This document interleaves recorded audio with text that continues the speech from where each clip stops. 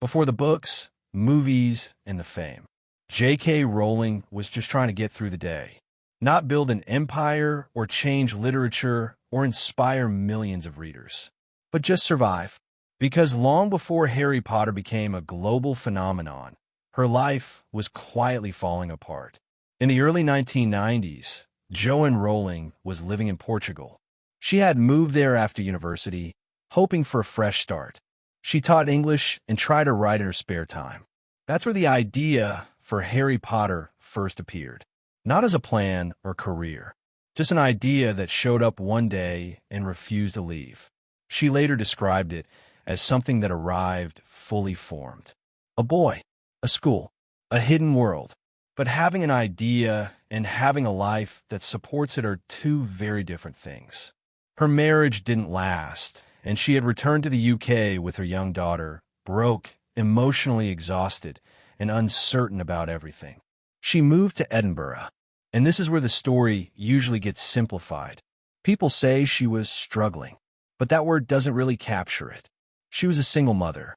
She had no job. She was living on government assistance. She later said there were moments when she felt as low as a person could feel without being suicidal. Not dramatic moments, but quiet ones. The kind where you sit alone and wonder how things ended up like this. Writing became an escape at that point. She would take her daughter out in a stroller, find a cafe, and write while the baby slept. Not because she was disciplined, because it was the only time she could. She wasn't imagining success. She was trying to finish a manuscript. The first Harry Potter book took years to complete. Not years of constant writing, but years of stopping and starting. Life kept interrupting. Bills, childcare, exhaustion. But slowly, the story came together. By the mid-1990s, the manuscript was done. And then came a next phase. Rejection. She started sending the manuscript to publishers. Carefully and hopefully, one by one. And the responses came back. No. No again. Still no. Publishers didn't say the book was terrible. They said it didn't fit. Too long for children. Too complicated. No clear market. Some didn't respond at all. This part of the story often gets glossed over. Because rejection sounds dramatic. But in reality, it's repetitive. You wait. You hope. You open a letter. And then you adjust your expectations slightly lower. And you send it out again. At one point, the manuscript had been rejected multiple times. Enough times that a reasonable person would have stopped. Not because they lacked belief, but because life demanded practicality. She needed money, stability, something reliable. Publishing wasn't offering any of that. Eventually, the manuscript landed on the desk of a small publishing house.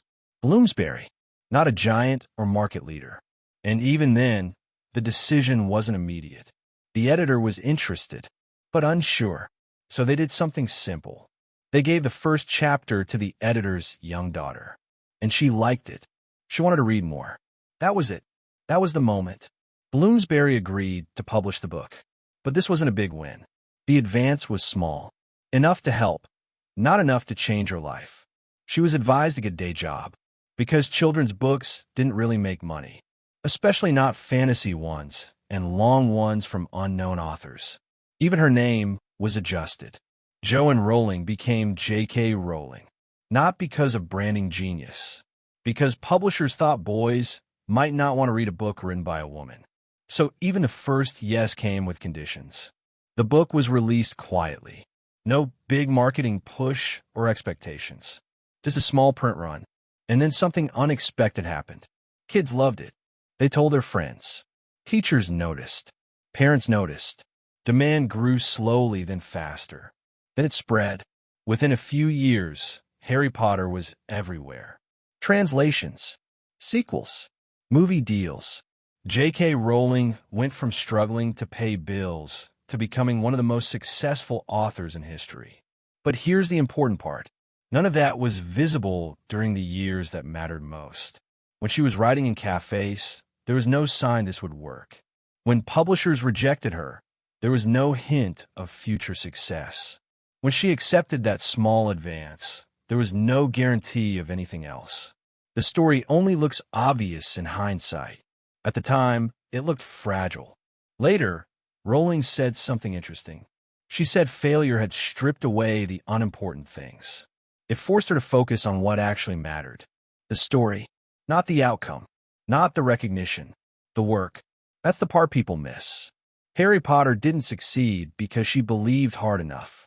It succeeded because she kept working when belief wasn't enough to pay the bills. She kept going without proof, without validation, without encouragement. There were no viral moments, no overnight success, just years of showing up quietly, typing while her child slept, sending manuscripts that came back rejected, trying again. When people talk about one yes, they forget what comes before it. The years where every answer is no. The period where quitting feels logical, responsible even. But she didn't quit, not because she knew the ending, but because she didn't know what else to do. And that's what makes this story real. Not the magic, not the fame, the patience. Finish line. By the time the world said yes to J.K. Rowling, she had already survived years of no. And that's how most real success stories work. Not with sudden belief, not with instant recognition, but with long stretches of quiet effort, where nothing is promised, and stopping would make sense. Sometimes, the only thing separating rejection from acceptance is staying long enough to hear one different answer. That was the finish line. Not fame, not fortune. One yes, after years of showing up anyway.